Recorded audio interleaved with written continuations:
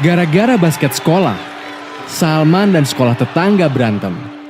Ada yang jadi korban luka ringan, bahkan sekolah mereka jadi sulit untuk berteman. Dua sekolah itu memang sudah jadi musuh bebuyutan sejak dulu. Diturunkan dari generasi ke generasi, tanpa harus tahu alasan, siswa baru pasti otomatis langsung saling bermusuhan. Begitulah kekerasan, seperti api. Awalnya kecil, bisa membesar, merembet, meluas, dan berkepanjangan. Sekali menyala sulit dipadamkan, apalagi kalau apinya terus diberi bahan bakar, membentuk lingkaran kekerasan. Misalnya saja konflik SARA di Ambon. Mulanya cuma perkelahian dua pemuda, tapi merembet jadi perang antar dua umat agama.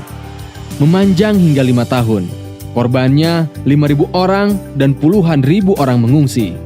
Hingga kini lukanya mungkin masih terasa. Ada 3 buah busuk yang dihasilkan kekerasan.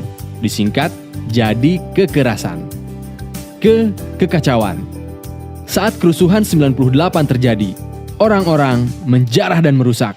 Tak ada aturan, manusia jadi beringas. Terjadi banyak kekacauan. Kekacauan yang terjadi di masa lalu, bahkan dampaknya masih terasa untuk sebagian orang hari ini. Kehilangan kesempatan.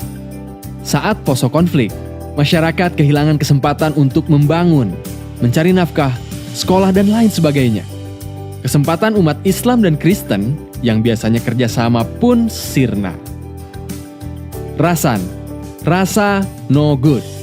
Saat kekerasan terjadi, suasana mencekam, ketakutan, dan saling curiga.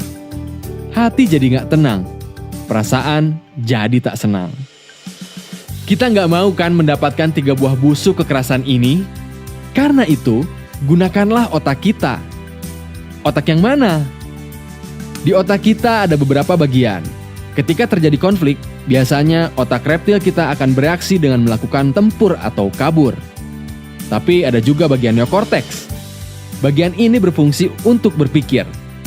Nah, kalau reptilian kita aktif, maka fungsi neokorteks akan ketutup untuk melakukan hal yang logis. Jadi, ketika ada konflik, tetaplah tenang, agar neokorteks kita yang bekerja untuk menyelesaikan masalah. Saat terjadi konflik, jangan sekali-kali pilih cara kekerasan. Masih ingat simpang 9? Pilih simpang yang tengah, yaitu mengambil jalan perdamaian, dengan cara saling memaafkan atau berkonsiliasi, untuk memutuskan lingkaran kekerasan. Bila kita bisa mengalahkan api dengan air, maka kita bisa melawan benci dengan cinta.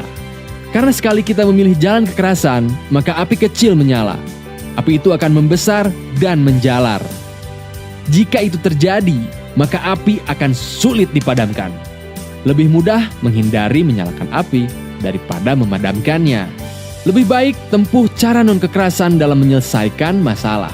Meskipun cara non-kekerasan belum tentu berhasil, tapi cara kekerasan pasti tidak akan berhasil.